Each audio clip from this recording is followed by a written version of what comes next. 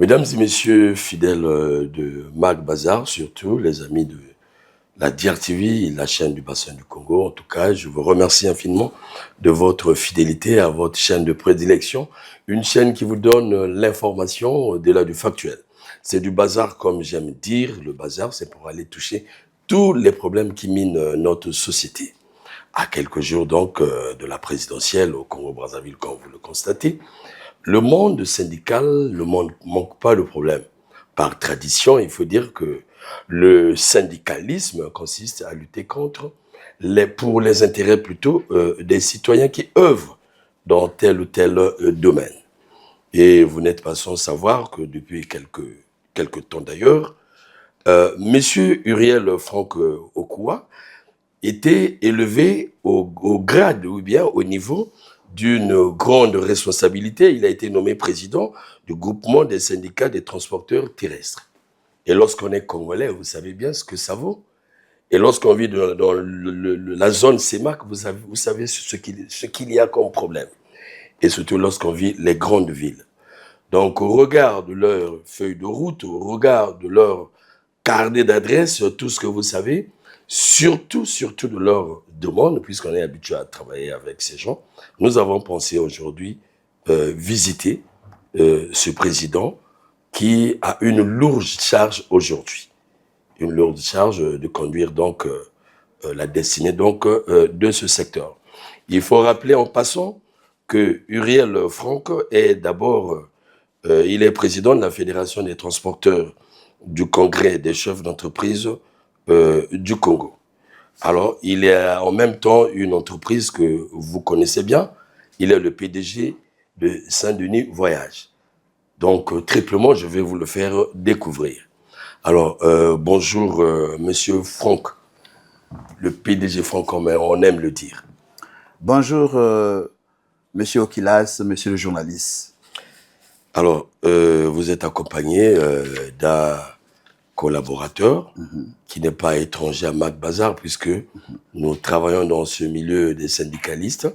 Et si je ne me trompe pas, c'est monsieur Gampios Charles, voilà, Gilberti. Bien Alors, entendu. Voilà, qu'est-ce qui explique sa présence ici? Bon, je me présente. Je suis monsieur Franck Uriel Okua. Voilà. Je suis le président directeur général du groupe Ouf Holding. Et bien entendu, nous avons plusieurs filiales au sein de ce groupe.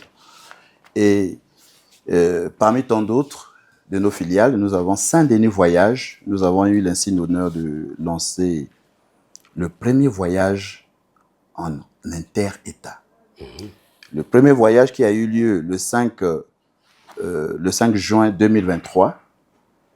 Et c'est ça que jusqu'à aujourd'hui, nous tenons bon et nous avons fourni nos efforts pour que ce voyage se réalise et les ressortissants de la zone CEMAC puissent se mouvoir au sein de cette zone économique.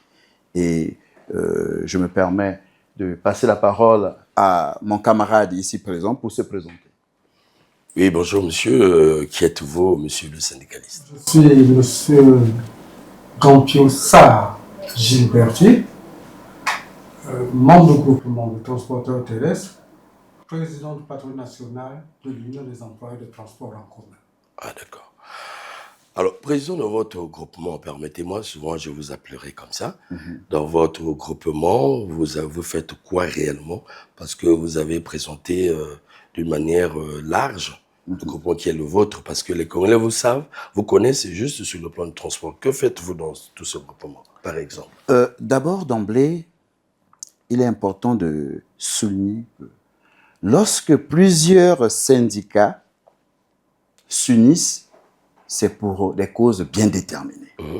Aujourd'hui, au jour d'aujourd'hui, le secteur du transport au Congo est malade, qui nécessite bien entendu une forme de cure. Absolument. Pour éradiquer en quelque sorte sa maladie.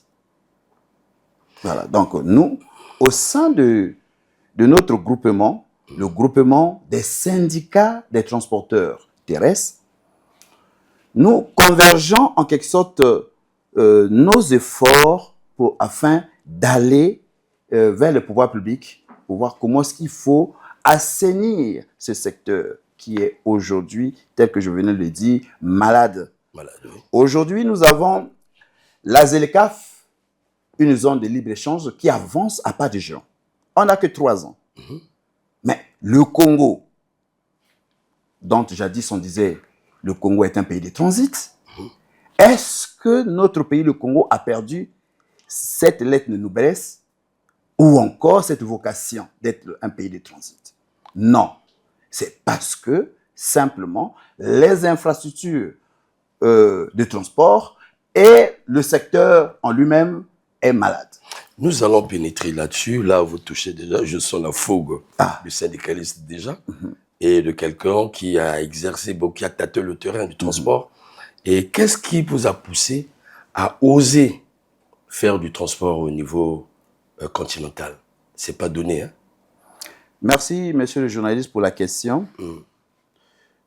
Ici, je profite de votre caméra pour témoigner ma gratitude à l'endroit des organisateurs de l'Assemblée générale qui a eu lieu à Ngaoundéré au Cameroun, qui m'ont décerné, ma modeste personne, le prix ici présent.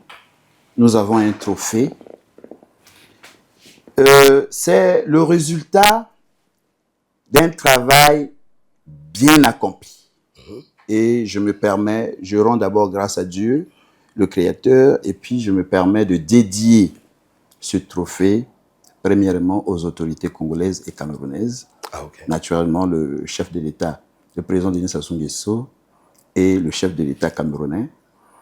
Grâce à eux, nous avons eu la route intégratrice. Aujourd'hui, nous avons les Congolais qui peuvent se déplacer au départ de Brazzaville jusqu'à Yaoundé sans tracasserie de la route telle que c'était à l'époque, puisqu'en 2009, moi j'étais à Makwa, j'ai connu à ce que les sages de Makwa, j'avais reçu au moins 3 sages de Makwa qui sont venus vers moi pour me dire, est-ce que vous ne pouvez pas faire un plaidoyer auprès des pouvoirs publics pour qu'on puisse mettre en latérite la route entre Oando et Makwa? Mais aujourd'hui, ce n'est pas la latérite. C'est du goudron. C'est du goudron. C'est bitumé de Brazzaville jusqu'à Yaoundé. Nous avons pris le soin de faire les études. Parce que j'avais un ami qui m'a dit, qui habite à Yaoundé, qui m'a rendu visite à Ouesso. Il m'a dit qu'il a pris l'avion de Yaoundé pour Douala, Brazzaville, et de Brazzaville, il a pris le bus pour aller à Ouesso. Aussi longtemps que Brazzaville, Ouesso, Yaoundé, c'est juste 900 km. Ça veut dire qu'en 8 heures ou 9 heures du temps de route, vous arrivez. Donc, il était important pour moi de faire les études là-dessus. J'ai commencé mes études en 2018. J'ai fait 2 ans d'études pour voir comment ce qu'il doit avoir une faisabilité. Et nous avons constaté que la route était déjà là, à la partie congolaise. Il restait juste les finitions à la partie camerounaise pour qu'on puisse lancer les voyages en inter-État. Étant donné que la réglementation communautaire de la zone CEMAC ne permettrait pas à ce qu'un bus quitte Brazzaville droit Yaoundé, il a fallu à ce que je mette une réflexion en place pour que nous effectuions les voyages par transbordement. C'est-à-dire, aujourd'hui, un bus peut partir de Brazzaville tel que nous le faisons. Le bus de Saint-Denis Voyage part de Brazzaville pour la frontière. Arrivé à la frontière, nous recevons le bus de Finex, qui est notre partenaire et dont je suis fier. Le bus de Finex, qui est une grande société de transport au Cameroun, qui vient à la frontière et on fait l'échange des passagers. Ah non, il assure le relais. Oui, ils assurent le relais et nous reprenons les passagers ramenés par le bus du Cameroun et ils reprennent nos passagers pour la continuité du voyage jusqu'à là. Voilà, donc c'est ça la motivation. C'est ça. Ce qui a poussé à ce que nous prenions ces décisions. Nous avons lancé cette route avec les moyens de bord, mais aujourd'hui, je vous assure, nous avons une flotte qui envoisine déjà 6 bus plus 2 camions. Ah, c'est bien ça. Voilà.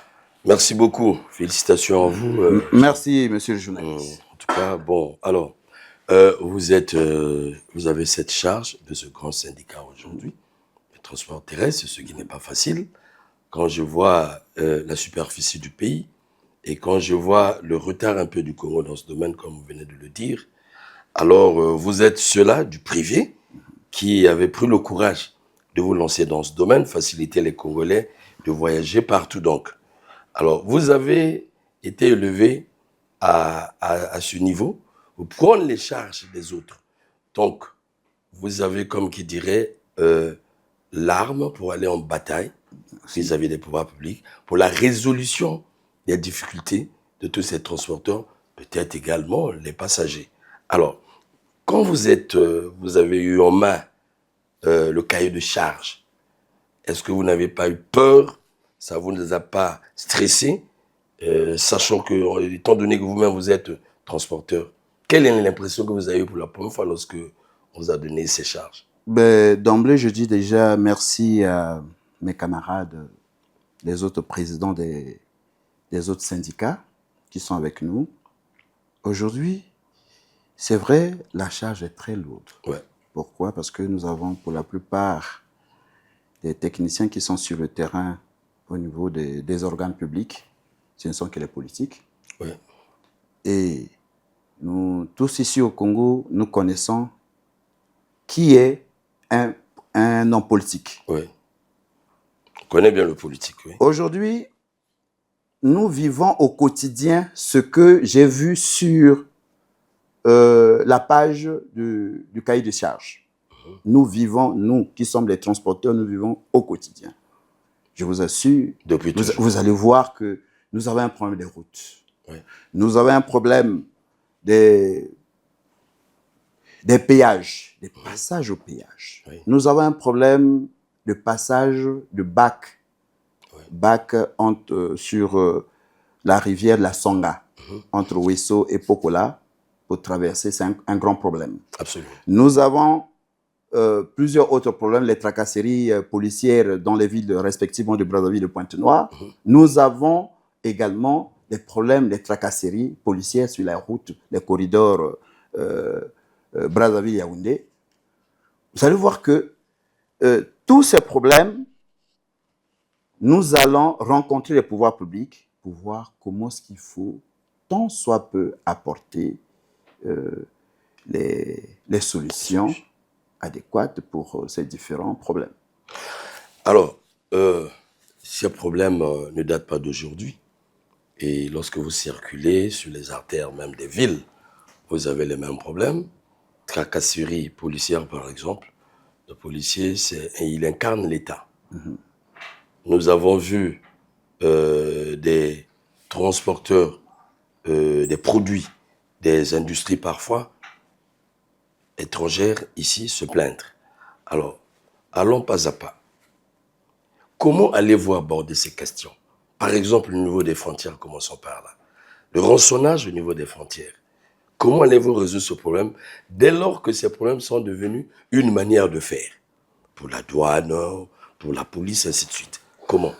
Alors, ici, nous avons pris part aux assises des préparatifs de la mise en place d'une police mixte.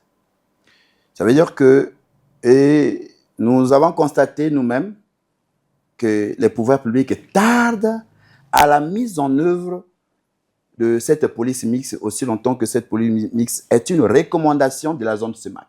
Évidemment. Aujourd'hui, nous avons pris l'initiative d'aller auprès des pouvoirs publics, de nous accorder cette possibilité de mettre en place sur chaque checkpoint nos représentants. En mettant en place sur chaque checkpoint nos représentants, les représentants des syndicats, du groupement des syndicats, cela permettra à ce que nous ayons à la base les situations au quotidien des transporteurs. Vous allez vous rendre compte que moi-même, personnellement, j'ai été victime d'une situation très malheureuse où j'ai des minibus de 32 places. Les minibus de 32 places ont l'habitude de payer, d'après l'arrêté ministériel, entre Brazzaville et Pointe-Noire, les péages à la hauteur de 2000 francs. Quelques temps après, la LCR que nous avons écrit plusieurs courriers, plus de 6 courriers nous ont répondu de façon négligée. Nous disent non, si on a ramené ce prix à 10 000 francs, c'est parce que le poids maximal autorisé du bus qui devait payer 2 000 francs n'est pas respecté. Est-ce qu'ils n'ont pas raison? Moi, je leur ai posé la question de savoir à quel moment vous avez déterminé que notre bus, le poids n'a pas été respecté aussi longtemps sur la carte grise. Ce poids n'est pas déterminé. Ils ont dit non, nous, on était obligés de faire un courrier auprès des constructeurs pour qu'ils nous disent le poids maximal de ce bus. Je leur ai indexé directement. Ça, c'est de l'escroquerie. Je me permets de le dire devant votre caméra pour dire que c'est de l'escroquerie purement simplement.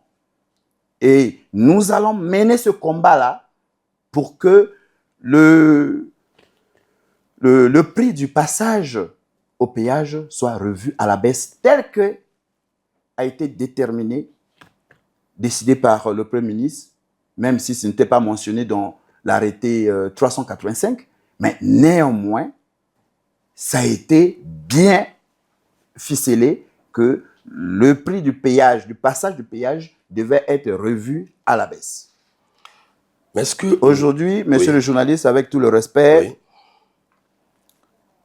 ce qui a poussé à ce que nous convergeons nos efforts, nous avons une situation qui mine la société congolaise. Laquelle? Dans le domaine du transport urbain.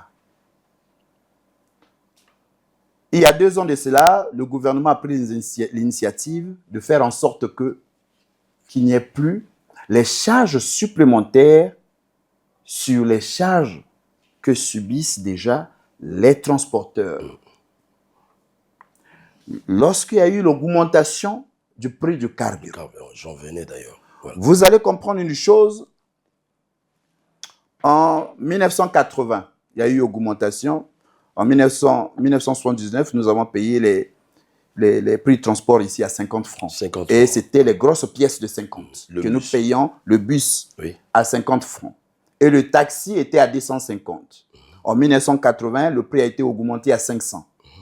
Et 14 ans après, en 1994, le prix a changé à 700 francs. Bien que le prix était à 700 francs, la contravention policière était à 1200 francs. Si votre véhicule partait en fourrière, vous payez 1200 pour que le véhicule sorte de la fourrière. Voilà. Mais aujourd'hui, le gouvernement s'impose à ce que les prix des transports ne soient plus revus à la hausse. Ok, nous sommes d'accord pour compte tenu de la situation économique. Mais est-ce qu'aujourd'hui, naturellement parlant, un Congolais lambda qui quitte le centre-ville de Brazzaville peut se rendre à Mikalou à 700? Vous êtes sûr, non, monsieur le journaliste? Non, nous écoutons les questions. Voilà. Et aujourd'hui, vous allez comprendre qu'un Congolais lambda qui quitte Brazzaville, qui quitte le centre-ville de Brazzaville pour se rendre à Mikalou en bus, doit payer au minimum, c'est 450. Pourquoi? Aujourd'hui, on va taxer les transporteurs que non, ils ont fait les demi-terrains, ils font les demi-terrains, ils font les surenchères sur les prix. Non. Je vous en prie. Vous allez le développer, oui. D'accord. Mais c'est une question que nous abordons au quotidien dans nos rédactions. Vous suivez le journal parce que les victimes sont les voyageurs, sont les clients. Ils viennent nous voir pour la question. Évidemment, il est bien démontré que c'est vous le patronat. C'est le patronat qui pose problème parce que, à les entendre, même les chauffeurs, il faut que la recette soit telle qu'elle a été fixée. Et ensuite, les chauffeurs, contrôleurs, exagèrent du fait de l'influence de leur patron. Mais je suis un peu surpris par ce que vous dites. Et pourquoi, comment vous pouvez expliquer cela? Nous sommes tous les consommateurs également, nous sommes les patrons, nous sommes également consommateurs. Aujourd'hui, il peut y arriver que vous preniez un taxi à Ngamakoso pour aller au centre-ville. Vous allez vous dire, soit il y a la multiplicité des courses dans le même taxi, mais le patron n'est pas là. Ce n'est pas le patron qui donne l'instruction au chauffeur multiplier les courses. Nous, on s'attend simplement aux recettes fixées. Si, pour les taxis non climatisés, c'est 15 000 naturellement. Pour les taxis climatisés, c'est à 18 000 ou soit à 20 000. Mais quitte au taximan de chercher à ce qu'ils ramènent la recette. Mais ce qui leur tue aujourd'hui, c'est le prix du carburant.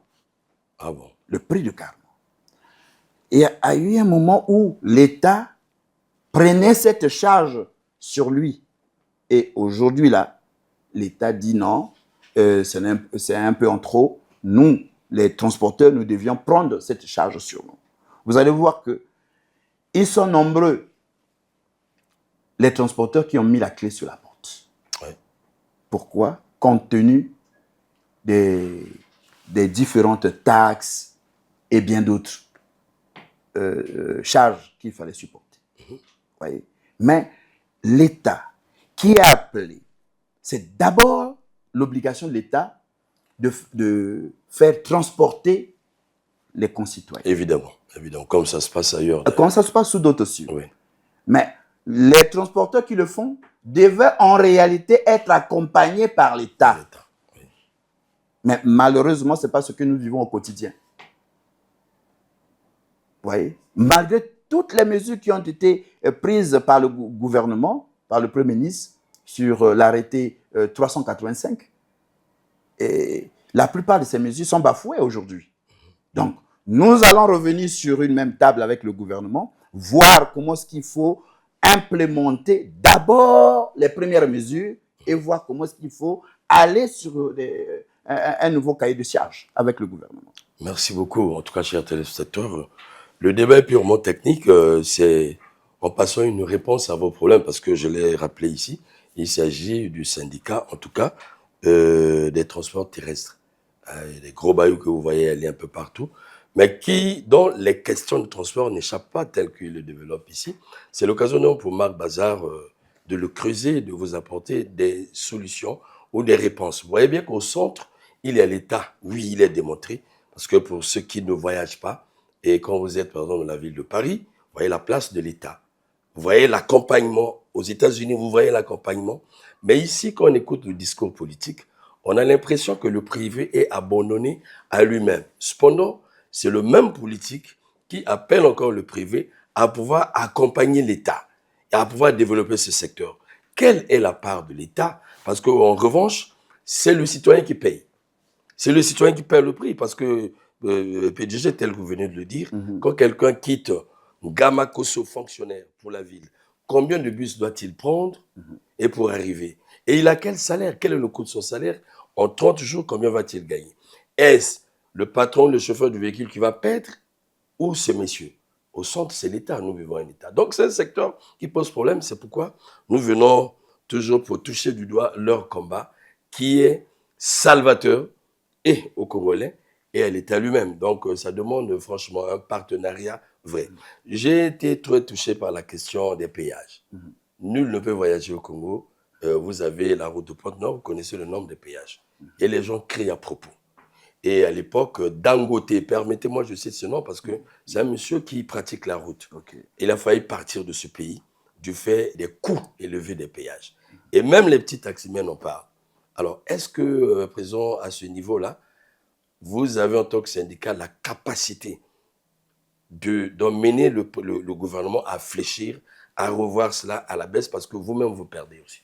Bon, franchement parlant, je crois que, monsieur le journaliste, merci pour la question. Vous allez comprendre une chose. Aujourd'hui, cette problématique n'est plus un tabou. Aujourd'hui, elles sont nombreuses, les sociétés de transport qui ont mis la clé à la porte suite au péage. péage. Ouais. Au coût du péage. Le coût du péage congolais, vous allez vous rendre compte, entre Brazzaville, Pointe-Noire, à peine 510 km, mais vous vous retrouvez avec 7 péages de 30 000 francs par camion, 10 000 francs par un grand bus. Par contre, sous d'autres cieux, au Cameroun, par contre, c'est à 500 francs le prix du péage. Seulement. 500 francs. Tout véhicule, tout type de véhicule confondu. Au Tchad, 500 francs. Tout type de véhicule confondu. Quel est le salaire que touche un Congolais lambda pour qu'il subisse ce sort? Vous allez voir que nous avons la situation également de la concurrence déloyale. Évidemment. Nous avons des sociétés dont qui sont les écrémés des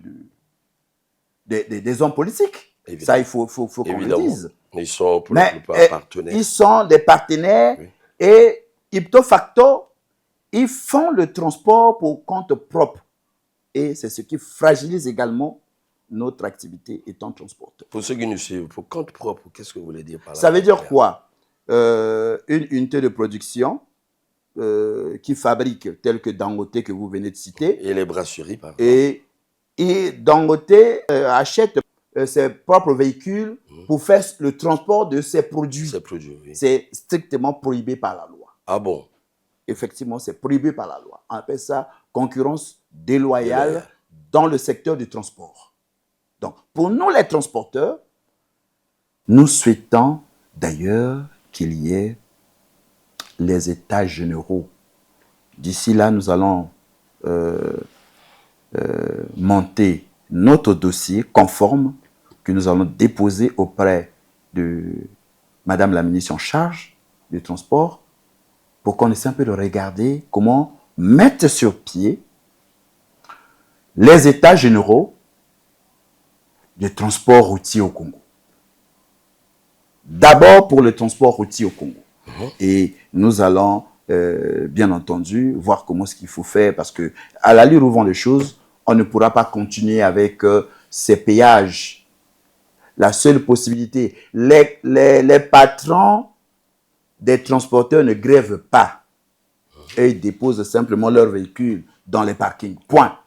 Eux ne font pas la grève. Mais c'est la population qui en pâtit. Bien entendu. Ouais. Donc, nous ne souhaitons pas en arriver là-dessus, mais nous sollicitons au gouvernement que les négociations continuent pour que nous essayions de regarder ensemble notre cahier de charges, ensemble avec le gouvernement, notre cahier de charges des transporteurs congolais.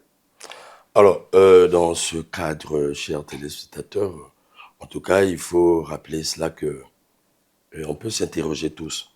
Est-ce qu'avec de telles pratiques, on peut faire avancer l'économie?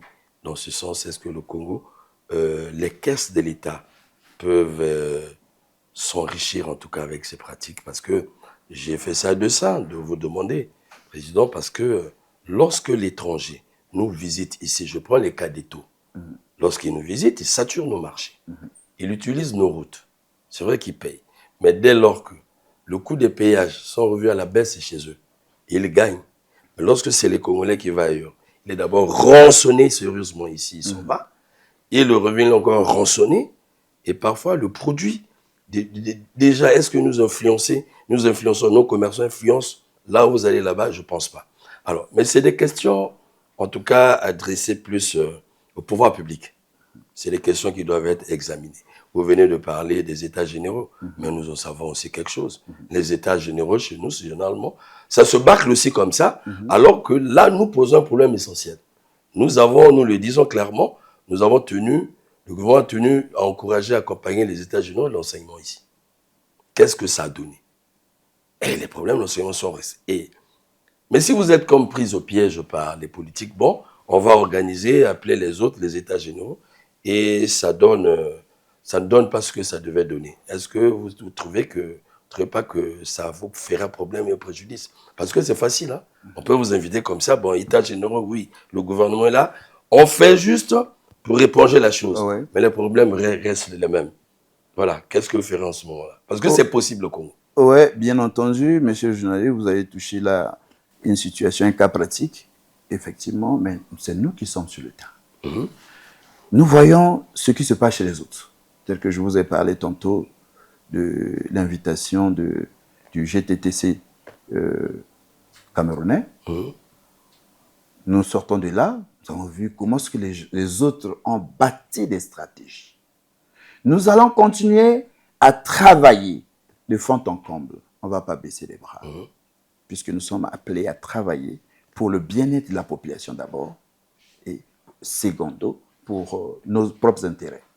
C'est d'abord pour le bien-être de la population, et secondo, pour nos propres intérêts. Aujourd'hui, tous, nous sommes ici au Congo, nous connaissons la réalité congolaise. Oui. Mais qu'est-ce qu'il faut faire? Qu'est-ce qu'il faut? Il faut plutôt aller avec les stratégies qui vont pousser normalement et de façon légale le gouvernement à agir. Donc, nous allons mettre sur pied certaines stratégies. Je vais vous citer un cas. Aujourd'hui, nous avons la situation des numéros de sécurisation prônés par la mairie de Brazzaville. Mais par contre, Brazzaville est un département qui a son sein la commune de Kintélé, la commune de Brazzaville et l'île Mbamou, le district de l'île Mbamou, sont sous le département de Brazzaville. Les couleurs et les immatriculations sont départementaux. Voilà. Aujourd'hui, si un citoyen lambda ou un transporteur qui habite la commune de Kintélé n'est pas assujetti aux taxes et les différentes redevances de la commune de Brazzaville. Légalement, c'est comme ça. Mais nous avons été estomaqués parce que nous avons tenu 2 ou plusieurs, 3 séances de travail avec la mairie centrale de Brazzaville. Nous avons eu les plaintes de nos syndiqués qui sont à Kintélé. Nous avons posé le problème auprès de la mairie. La mairie de Brazzaville répond implicitement, non, et ça ne vous regarde pas. Et ça, c'est une situation qui doit être réglée entre les 2 mairies de Brazzaville et de Kintélé. Les armoiries sont typiquement pour la commune de Brazzaville et non la commune de Kintélé. Oui, Kintélé est une commune. Voilà. Kintélé est une commune qui est rattachée au département de Brazzaville. Avant, c'était au département de Poul, mais là, c'est maintenant au département de Brazzaville. Donc, nous souhaitons à ce que les textes soient clairs à ce sujet. Pour que nous essayons de regarder ça. C'est un cas pratique que je vous ai présenté. Oui. Nous avons beaucoup d'autres situations où la mairie de Brazzaville agit de façon politique. Vous allez comprendre que nous avons eu la première séance de travail où ils ont dit, où ils ont accepté à ce que ils vont faire surseoir la répression en attendant les négociations que nous aurons avec l'institution à propos des armoiries. Mais à la grande surprise, à l'étonnement de tout le monde, on constate qu'il y a des policiers véreux qui ont intercepté 2 ou 3 syndiqués. Et Dieu merci, il y a l'un d'eux qui a pu faire les photos en leur poussant à aller payer. Nous n'avons pas interdit ou demandé à la mairie de surseoir l'opération. Non, nous avons demandé à la mairie que nous allions d'abord sur les négociations. Pourquoi? Parce que nous avons jugé que le prix était élevé. Le prix de l'armoirie était élevé. Aussi longtemps que le gouvernement, le premier ministre en charge, Colini Makosso, a pris l'initiative. On était au palais du Parlement, au palais des congrès, j'allais dire, qu'il n'y aura pas il n'y aura plus de charges supplémentaires sur les charges que subissent déjà les transporteurs. Oui, c'était public, même médiatisé d'ailleurs. C'était d'ailleurs médiatisé. Mais pourquoi aujourd'hui, nous revenons sur la situation des armoiries qui ont été supprimées depuis 2005, à l'époque du maire de la ville, Hugues Ngolondele. Mais aujourd'hui, ça refait surface. Nous avons dit non. Nous souhaitons avoir le numéro de sécurisation qu'ils ont appelé, mais ce ne sont que les armoiries. Mais à une seule condition, que les prix doivent être revus à la baisse. C'est ça ce que nous souhaitons, simplement. Alors, nous allons des avis du syndicat par l'entremise de son président. Nous allons de là pour poser des réflexions. Les réflexions, nous les envoyons généralement au pouvoir public. Ouais. Alors, une mairie, on va prendre l'exemple de la mairie de Paris. Je pense que son devoir, c'est de réguler ce secteur tel que vous le dites. Mais quand c'est la quête d'argent, c'est pour quelle fin? Parce que vous êtes des partenaires. Sans vous, il n'y a pas de transport. Et votre partenaire, c'est la mairie. L'espace urbain est à lui. Mais tel que vous le développez, pourquoi vous ne vous asseyez pas, vous ne vous accordez pas sur ces coûts depuis toujours? Je n'ai pas travaillé avec le syndicat aujourd'hui. Depuis toujours. C'est un bras de fer. La tendance à la mairie, c'est de corser sur les coûts. Cependant, les syndicalistes n'arrêtent pas de crier. Et c'est travaux sur travaux, assises sur assises. Selon vous, que visent ces pouvoirs publics? Que visent réellement? Est-ce que pour régler définitivement le problème, pour la bonne mobilité des Congolais, ou il y a un autre terrain? Non, la question serait posée au maire de la ville. Normal. Bien entendu. C'est à lui que je devais poser la question. Nous y arriverons parce que, ailleurs, l'idéal, c'est d'aider les deux parties. Ça, c'est d'une part. Le rançonnage. Le rançonnage, en tout cas, du jamais vu. Je me permets de le dire.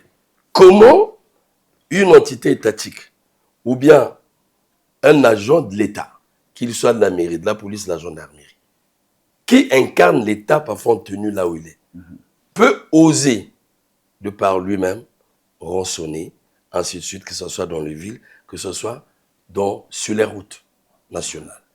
Et nous savons que le chef de l'État a lancé une grande lutte ici contre les anti-valeurs. Est-ce que le syndicat est à même de faire fléchir un homme en tenue lorsqu'il utilise la force de la police ou la force de l'État à ses fins personnelles? Vous pouvez?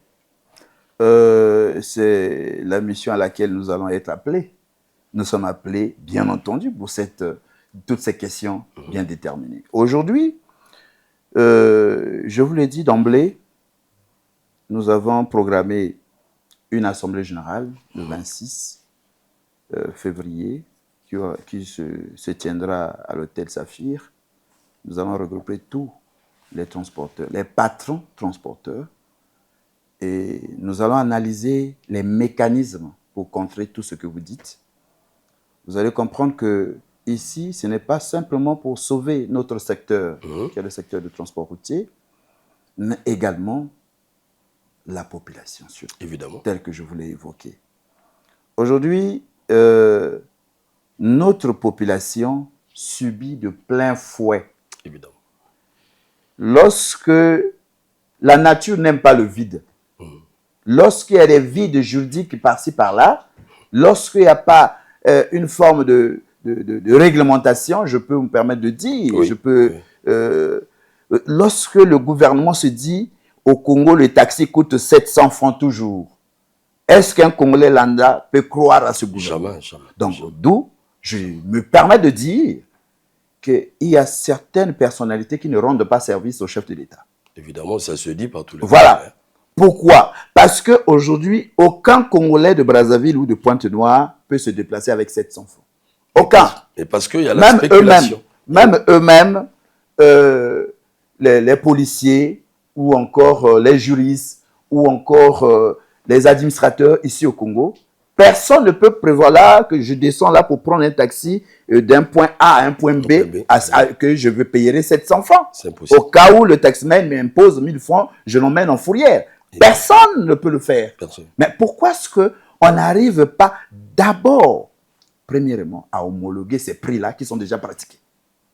On n'arrive pas. C'est-à-dire que notre gouvernement n'arrive pas à homologuer ces prix qui sont d'ailleurs déjà pratiqués sur le terrain. Évidemment. Voilà. Évidemment. Nous ne sommes pas pour la vie chère, non. Nous sommes pour la bonne vie au Congo. Oui, oui. C'est-à-dire que tout le monde se retrouve, l'État congolais, les transporteurs et la population. Mais pour le faire, bien entendu, il nous faut un cadre juridique, un nouveau cadre juridique. Ah, oui. Mais pour mettre ce cadre juridique, les pouvoirs publics doivent saisir cette opportunité où nous sollicitons, par votre caméra, je répète encore, qu'il y ait les états généraux, que je vais solliciter l'audience auprès de Madame la ministre pour qu'on essaie un peu de regarder comment est-ce qu'il faut préparer ces états généraux, où on aura les policiers, les gendarmes, c'est-à-dire tous les acteurs du transport. Évidemment. Tous les acteurs du transport, les chauffeurs eux-mêmes, les employés, les employeurs, tout ce monde. Les éco-gardes aussi. Les éco-gardes. Oui. Donc, tel que pour nous qui faisons les transports en terre-état, je vous dis, c'est carrément un chemin de la croix. Parlez-nous de ça. C'est très important. Voilà, c'est carrément un chemin de la croix. Quelles sont les difficultés rencontrées? Aujourd'hui, nous avons commencé, lors du lancement, on a commencé avec les prix de 75 000 francs Brazzaville-Douala. Et je vous assure, quelques mois après, il y a eu les concurrents. Voilà. Les concurrents qui nous ont suivis. Et ils ont suivi avec pour option certainement de détruire Saint-Denis Voyage. Non. Ouais. Et vous voyez, même au sein de la corporation, il y a les concurrences déloyales, ce n'est pas bien. Nous avons tel qu'au niveau de la frontière est ouverte 7 jours sur 7. Oui. Ça veut dire que pendant les 7 jours, tous les services habilités de l'État qui travaillent là-bas fonctionnent. Nous avons mis en place nos jours. Tous les lundis et tous les jeudis, on aura un départ. Mais les deux concurrents qui sont arrivés ont emboîté le pas sur les mêmes jours. Bon, dites-moi, est-ce que c'est faisable? Alors qu'on se retrouve à la frontière, à une frontière avec plus de 6 bus. Sans compter, puisque nous avons eu cette grâce-là, que la plupart des commerçants nous confient leurs marchandises. Nous avons également les camions qui arrivent là-bas. Donc, hormis nos camions, nous avons 6 bus. Et ça donne du fil à retordre auprès des pouvoirs publics, auprès des services concentrés et déconcentrés de l'État qui sont là-bas. Mais aujourd'hui, vous avez, lorsque les gens voyagent par notre canal, ceux qui sont partis de chez nous pour aller auprès des concurrents, ils reviennent toujours pour témoigner les conditions de voyage, monsieur le journaliste. Oui, question de confiance. Voilà, question de confiance, conditions de voyage et comment est-ce qu'on récupère les passagers. Tous les passagers, leur sécurité est garantie à 100%. Pour le bien-être de notre activité que nous avons eu l'Institut de l'Or de lancer le 5 juin 2023. Aujourd'hui, je vous l'ai dit sincèrement, le secteur est malade. Permettez-moi de répéter cela. Oui. Alors, le fait que vous venez d'évoquer, donc dans la semaine, vous avez 7 jours comme ça de fonctionnement, parce que l'homme est mobile chaque jour. Alors, comment pensez-vous régler ce problème? Est-ce que c'est l'État ou c'est entre vos syndicats? Parce que c'est quand même incongru. Une telle compétition, une telle concurrence, alors qu'il y a d'autres jours ouvrables. En ce moment-là, que pouvez-vous proposer? Comment ça devait se faire? Merci, monsieur le journaliste. Je me permets de votre caméra pour dévoiler un certain fait. Ma modeste personne, j'ai eu l'initiative d'écrire auprès des 2 autres sociétés concurrentes. Nous avons Océan du Nord et Transboni. Voilà. Jusque-là, ce n'est que Transboni qui a répondu favorablement pour qu'on essaie un peu de regarder et de trouver un cadre et un jour que nous allons regarder.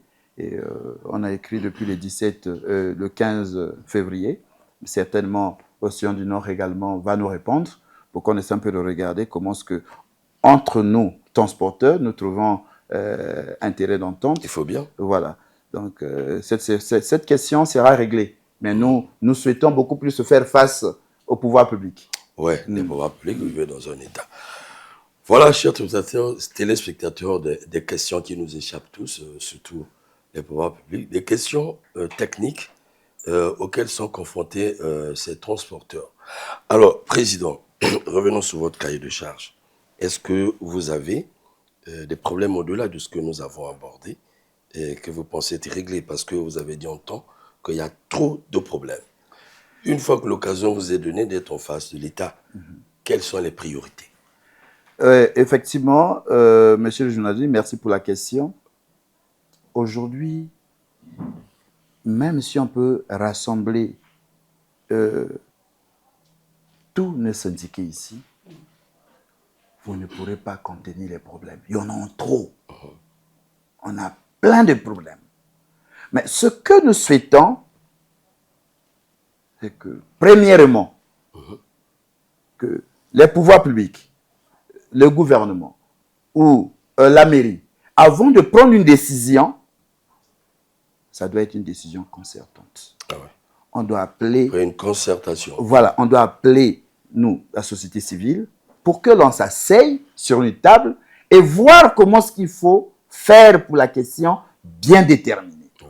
Mais lorsque ils prennent les décisions de façon unilatérale, nous ne sommes pas d'accord. Et secondo, nous avons un épineux problème des tracasseries policières dans la ville de Pointe-Noire et de Brazzaville. Les transporteurs sont dérangés à longueur de journée. Qu'est-ce que le pouvoir public, le ministre en charge, la direction générale des transports terrestres ou encore bien d'autres décideurs peuvent mettre à notre actif? Voici comment est-ce que nous avons travaillé dorénavant pour éviter tout ça. Donc, on considère sur toute la ligne un transporteur comme une vache à lait. Permettez-moi ce terme. On considère un transporteur comme une vache à lait au Congo. Mais par contre, nous avons par exemple le bureau, le BGFT, qui a été mis en place, que nous saluons d'ailleurs l'initiative, mais nous souhaitons à ce que nous soyons représentés. Que notre groupement soit représenté dans le BGFT. Oui, ça permettra à ce que nous résorbons tant soit peu les situations qui minent notre secteur d'activité. Mais Président, excusez-moi, vous évoquez là et vous revenez sur cette question des attitudes de rançonnage, tout ça, ça c'est vécu par les Congolais. Mais de votre côté aussi, est-ce que dans le transport, ou bien ce personnel n'encourage pas ou ne favorise pas ce rançonnage, dès lors que, lorsque nous allons vers ces pouvoirs publics, dit bon, il y a le tonnage, parfois qu'on ne respecte pas, il y a le dossier, les dossiers parfois, ainsi de suite. Et parfois, ce sont les vôtres qui vont à la corruption de la police lorsqu'il n'est pas en règle. Est-ce que c'est réglable? Raison pour laquelle nous vous avons évoqué la situation de la mise en place d'une police mixte, où il y aura des transporteurs au sein de cette police mixte. Nous allons regarder toutes ces questions parce que sans une route, il n'y a pas un transporteur. Absolument. On ne peut pas parler du transporteur sans la route. Sans la route. Mais les routes que nous utilisons aujourd'hui, pour la plupart des cas, sont des transporteurs véreux qui les abîment. Ils viennent là mettre les surcharges et ils viennent parfois faire les travaux mécaniques sur la chaussée. C'est ce que nous condamnons nous-mêmes. Et l'agent de l'État le facilite encore. Et l'agent de l'État est là parfois à faciliter l'agent corrompu. Voilà. C'est-à-dire que lorsqu'on voit dans ce packaging-là, le corrompu et le corrupteur ils reçoivent les mêmes sentences. Absolument. Voilà. Absolument. Le corrupteur et le corrompu reçoivent les mêmes sentences. Donc, d'où il est important pour nous de voir comment est-ce qu'il faut s'asseoir avec le gouvernement pour regarder toutes ces différentes questions. Alors, merci beaucoup. Là, vous avez résolu la question. Je pense que c'est des questions que nous aimons traiter à la rédaction. Peut-être que ça sera piqué pour, franchement, ouvrir des grandes analyses là-dessus. Corrupteur et celui qui corrompt. Et corrompu. Les corrompus, c'est très important. Et nous, lorsque nous évoquons cette question, c'est parce que nous essayons d'interpeller les agents de l'État. Pas l'État. Parce que c'est une culture. Vous êtes agent de l'État, vous incarnez l'État. Chacun va poser ses actes. Nous, presque, nous interpellons l'État à cause de vous. Parce que nous disons souvent, lorsqu'un policier rançonne le citoyen, qui est légal dans la société, en ce moment-là, par son acte, l'État meurt. Et quand vous leur dites l'État meurt, ou vous le dites intelligiblement, il n'y a plus d'État, parfois, ça ne comprend pas. Mais c'est des choses que vous ne pouvez pas vivre, non. Alors vous allez en prison, vous êtes tribunalisé, en tenue, vous rançonnez les gens, illégalement, vous utilisez la puissance de l'État pour faire vos poches, vous allez au tribunal. Et nous, dans notre travail de vulgarisation de la culture démocratique, nous mettons plus d'accent là, en tout cas d'action. Alors, Président, petit à petit, on me signale. Alors, est-ce que vous pensez que ce transport inter-État est profitable au Congo, vous qui l'avez expérimenté? Oui, effectivement.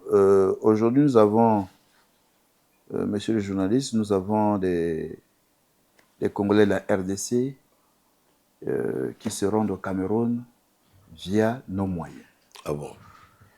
Aujourd'hui, nous pouvons remettre, par cette activité, remettre le Congo sur les rails pour qu'on dise que le Congo est un pays de transit. Nous avons lancé Brazzaville-Cabinda. Bientôt, nous attendons la fin des travaux de la route Ouesso jusqu'à Bangui. Nous allons lancer également Brazzaville-Bangui en RCA. Ça veut dire que nous allons tant soit peu cerner l'Afrique centrale et Brazzaville va se retrouver dans une posture comme un hub où on va se retrouver avec beaucoup des ressortissants de la zone CEMAC qui vont se retrouver ici. Et nous avons la zone de la libre-échange, la ZELECAF, qui avance à pas de géant. Ce qui réduit la fréquentation de cette voie, ce n'est qu'au niveau des tracasseries policières. Un Camerounais peut être en règle, mais on lui demande 10 000 francs à Obuya, aussi longtemps que le général de brigade Obameitou avait déjà pris une mesure pour qu'on puisse enlever un certain nombre de barrières. Et les barrages, c'est ça? Les barrières policières, malheureusement, il y en a toujours. Et il y a Obuya, il y a Mambili, et aujourd'hui, nous avons Sembe. Congo a été levé depuis longtemps. Congo a été levé, oui. Voilà. Là aussi, il y avait un barrage. Vous allez comprendre que tout dernièrement, nous avons organisé une réunion avec les transporteurs de la Songa. Ils ont dit pourquoi il y a 2 poids 2 mesures. Tout dernièrement, j'ai eu une séance de travail avec le préfet de la Songa. Je lui ai dit, mais pourquoi est-ce que à la partie nord du pays, il y a beaucoup de barrières? Voilà. Un véhicule qui quitte Brazzaville, un bus ou un camion rentre droit sur Pointe-Noire sans qu'il y ait de contrôle. Aucun contrôle, juste les Mais péages. par contre, un bus qui quitte Brazzaville pour aller à Ouesso, le préfet, la Songa que je salue en passant, me dit non, mais certainement, ça c'est pas moi étant préfet, ça c'est au niveau gouvernement, certainement parce que nous avons 3 frontières. J'ai dit ah non, même à Pointe-Noire, il y a 3 points, à Pointe-Noire, il y a également 3 frontières. L'Angola et... À Pointe-Noire également, il y a 3 frontières. Mais oui. Voilà, ben, les enjeux sécuritaires, ça, je ne me mets pas là-dedans, mais sinon que lorsqu'on fait descendre les citoyens, et ils descendent, ils montent, raison pour laquelle nous avons eu à écrire au niveau des pouvoirs publics pour qu'ils nous répondent quels sont régulièrement les checkpoints autorisés par la CEMAC ou encore par l'État congolais qui a présenté auprès de la CEMAC. Quels sont les checkpoints qui sont officiels et reconnus, que nous allons dorénavant afficher et nous dire, attention, lorsque vous venez au Congo, vous allez rencontré Mambili, et ainsi de suite. C'est très important. Autrefois, le gouverneur a pris la mesure d'élever le checkpoint de Mambili et on a vu que ce même checkpoint a été reconduit. Mais les populations qui quittent Ouesso pour Brazzaville, ils subissent de plein fouet ces tracasseries-là. Il faut descendre, il faut monter, il faut descendre, il faut monter. Voilà. Donc, les descentes et les montées-là, les populations n'en veulent plus. Donc, si vous voulez le faire pour tout le Congo, faites-le sur l'axe RN1 et les autres, la partie nord du pays de Ouesso, vont comprendre, oui, effectivement, là-bas également, c'est ce qui se fait. Mais si vous faites juste à la partie nord du pays, c'est comme si vous avez un problème avec cette partie nord du pays. Donc, ici, je profite de votre caméra pour lancer un appel auprès des pouvoirs publics de regarder cette situation. C'est un épineux problème et qui gangrène également les voyageurs à la partie. Vous allez voir que vous pouvez partir de Brazzaville. Il y a des fois, de temps en temps, je fais la route. Je suis un routier, je suis appelé à faire la route de temps en temps. Et je fais la route avec ma petite voiture. De Brazzaville jusqu'à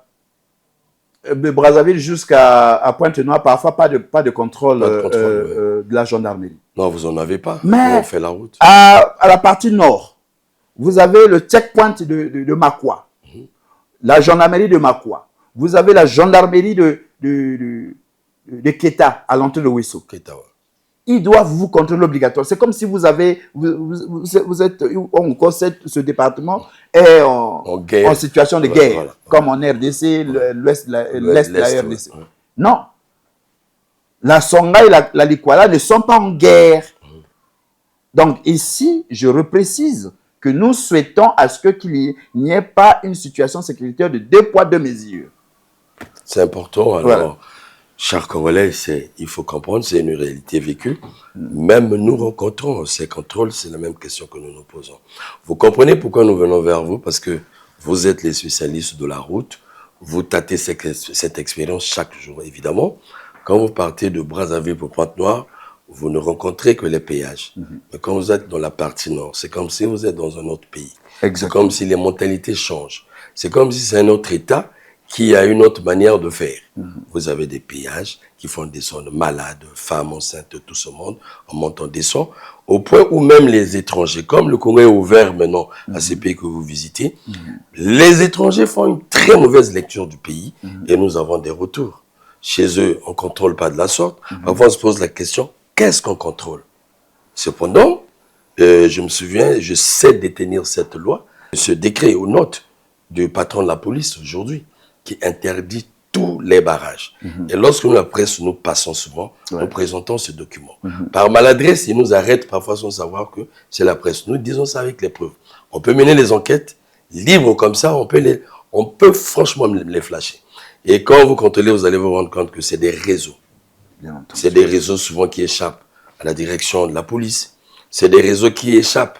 Mais vous vérifiez, il y a d'autres responsables dedans. Ou c'est au niveau local, ainsi de suite, ainsi de suite. C'est l'occasion de dire ces choses. Pourquoi il y a des Congolais qui devaient payer le prix et d'autres ne devaient pas payer le prix? Et on a l'impression, il faut dire que le Congo moderne, c'est entre Brazzaville et Pointe-Noire, et là-bas, ce n'est pas un Congo moderne, où les gens pensent encore de cette manière. Moi, je pense que c'est l'occasion de demander, n'est-ce pas, au patron de la police, de mener encore ce travail, repréciser cela, et mener peut-être des enquêtes pour mettre la main sur ces derniers qui font ces pratiques. Dans les plateaux, ils avaient pu déguerpir. Mais un peu plus loin là-bas, dans la Songa, il y a ça. Mais l'idéal, c'est se faire les poches. Voilà, c'est se faire les poches, nous le disons, d'une manière claire.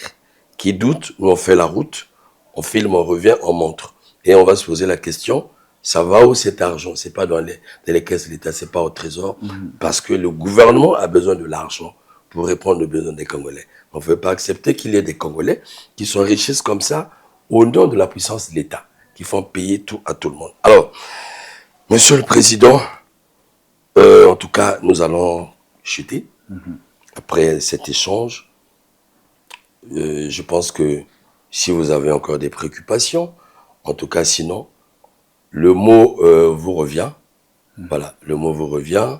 Si vous avez à dire, en tout cas en ce qui vous concerne, et je bouclerai la boucle. Autrement dit, que faut-il dire au sortir de cet échange? Quel est le message que vous pouvez adresser au pouvoir public avant que vous alliez en débat ou en discussion? Voilà, merci monsieur le journaliste. Ici, nous avons eu à faire la route de Brazzaville jusqu'à Ngaoundéré, ça fait près de 3200 km. Absolument. Avec ma petite voiture, à la partie congolaise, telle que je venais d'évoquer, nous avons connu des tracasseries. Mais à la partie camerounaise, aucune tracasserie. Juste en contrôle, les documents, on vous laisse passer.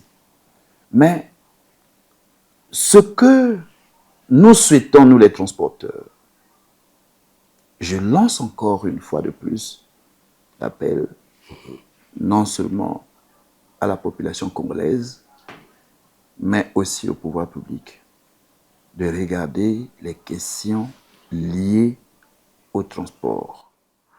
Il ne faut pas qu'ils nous prennent comme les petits-enfants.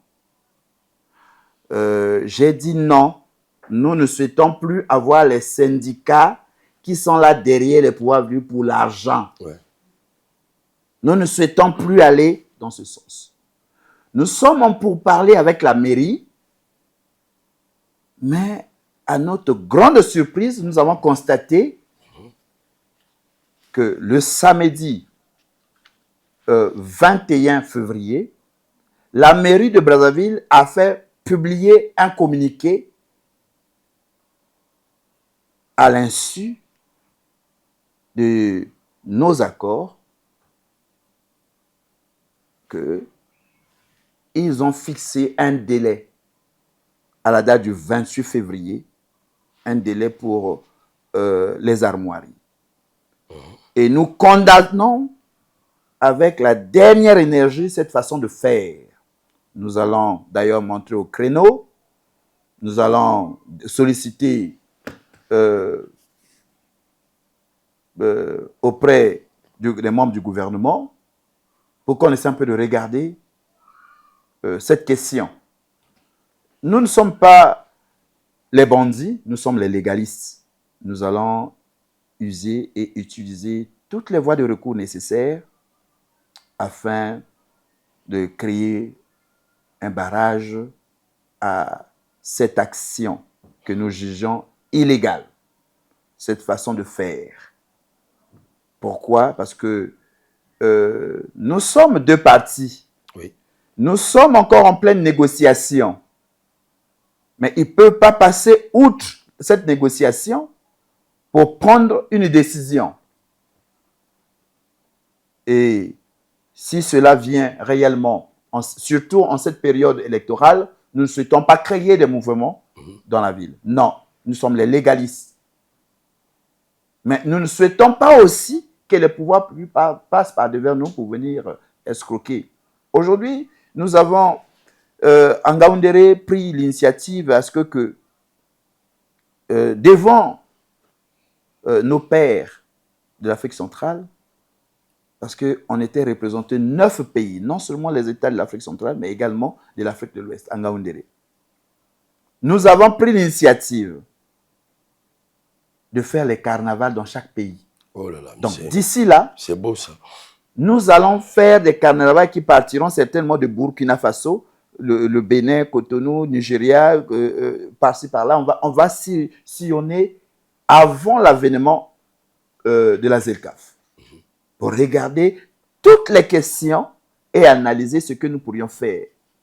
Mais aujourd'hui, on se retrouve dans une situation où nous avons fait des promotions telles qu'aujourd'hui, une personne, un Congolais lambda qui veut se rendre un commerçant, qui veut aller acheter sa marchandise au Cameroun, il nous paye 102 000 francs aller comme retour.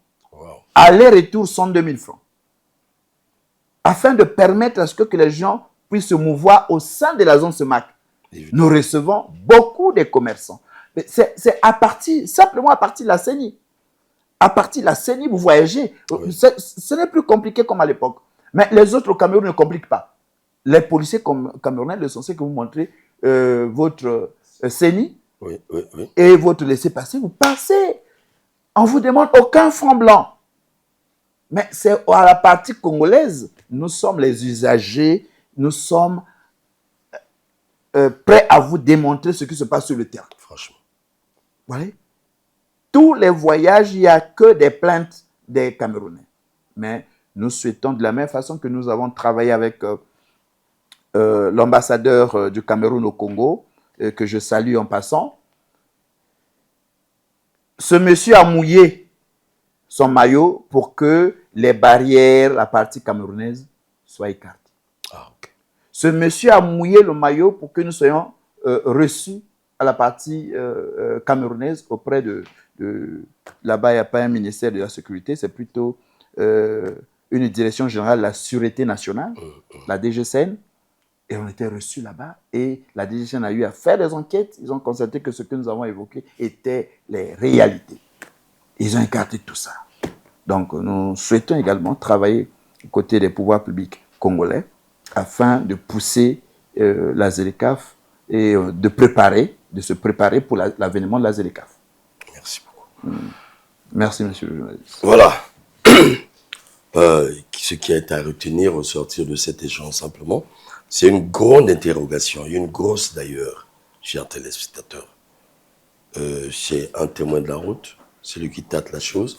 Nous allons à la source pour voir ces éléments. Et ces éléments, j'ai toujours dit que le travail que nous faisons à Mac Bazar, c'est des fiches vraies que nous envoyons au pouvoir public afin que les pouvoirs publics s'en informent pour trouver des réponses. Ça ne fera mal qu'à celui-là qui est dedans dans ces choses, qui travaille contre la politique du chef de l'État, qui consiste à lutter contre les antivaleurs. Donc ceux-là qui luttent contre la lutte contre les antivaleurs, ce n'est que ceux-là. Sinon, lorsque matière est donnée comme ça, les pouvoirs publics devaient se presser d'ailleurs pour avoir cette fiche. Pourquoi? Parce que ce sont les Congolais qui nous ont saisis et en ce moment-là, nous sommes allés vers la source, là, ici présente, pour donner cette matière. Alors, nous allons nous poser la question. Au regard de tout ce qui vient d'être dit, tout ce que vivent les Congolais, est-ce que nous vivons réellement avec la culture d'être dans la zone d'échange, tel que ça se dit? Est-ce que franchement nous sommes appelés à vivre dans cette Afrique où on peut passer librement? On a l'impression que le Congolais veut absolument vivre à côté de par ses pratiques. Et je dis bien, c'est gênant, ça freine la libre circulation, ça freine le développement économique du Congo, ça fait fuir les investisseurs, clairement. Parce que lorsqu'un véhicule arrive ici, c'est aussi une forme d'investissement. Il apporte du produit, il paye des péages, c'est un investissement. Mais lorsqu'il passera 100 fois, 1000 fois l'année, on ne comprend pas, il y a toujours des Congolais qui doivent se taper les poches. Alors, où est la place de l'autorité de l'État? Que de voir les syndicats toujours se tirer la barbe face au pouvoir public. Mais les pouvoirs publics eux-mêmes, l'État, quelle est sa mission? Parce que je me dis, le syndicat, c'est du privé. Pourquoi c'est le syndicat qui devait absolument se tirer les cheveux pour régler un problème alors que c'est la mission régalienne de l'État? Bien entendu. C'est sa mission régalienne d'abord. Le syndicat n'est qu'un partenaire. Allez voir en France, allez voir dans d'autres pays. C'est des choses qui ne se posent jamais sur la table d'échange entre les syndicats. Ça c'est démodé. Ça c'est démodé. Ça donne une très mauvaise image de notre pays lorsque on nous fait dire que le Cameroun ne pratique plus ces choses. D'autres pays n'en pratiquent plus. Pourquoi alors sommes-nous les derniers en Afrique? Mais on s'expose puisque nous avons eu à signer, nous sommes dans cette zone. Donc on vient nous voir quand même dire, et Barapéa, vous allez chez les autres habillés, et lorsqu'on vient chez vous, vous êtes nus. Voilà ce que dit l'adage africain. Et voilà la fiche que je vais vous envoyer. En tout cas, Monsieur le Président, nous allons vous suivre de près, parce que ce sont des problèmes qui minent les populations. Vous ne transportez pas l'État, vous transportez les Congolais. Et le chef de l'État s'est battu à ouvrir le Congo à ces pays pour l'intérêt du développement du pays. Et donc, chaque fois, nous viendrons vers vous pour mettre à nu ces questions, afin d'accompagner non seulement sa politique, en tout cas le développement du pays. J'avais reçu donc au cours de cet échange M. Uriel Franck Okua. Il est directeur de la société, il est PDG de Saint-Denis. Alors en même temps, il est le patron de ce syndicat qu'il vient de déballer ici désormais, vous allez le connaître, lorsqu'on parlera de tout ce groupement des syndicats de transporteurs terrestres, c'est lui. Et peut-être demain, nous repartirons vers d'autres syndicats pour discuter de la question. En tout cas, il faut rappeler que nous avions autour de nous une grande foule de syndicalistes qui nous ont assistés pour contrôler les dires. Voilà, ce qui a été pendu ici pour vérifier cela. En tout cas, merci une fois de plus. Président, vraiment, je vous suis infiniment reconnaissant pour ce temps. Merci. Merci beaucoup et pour Merci, la pleine monsieur. collaboration. Merci, Mais avant votre permission, nous ferons cette route pour aller tâter du doigt et nous revenons avec la matière à déposer sur la table du gouvernement. Merci, monsieur. Au revoir chez vous, à la prochaine fois. Merci.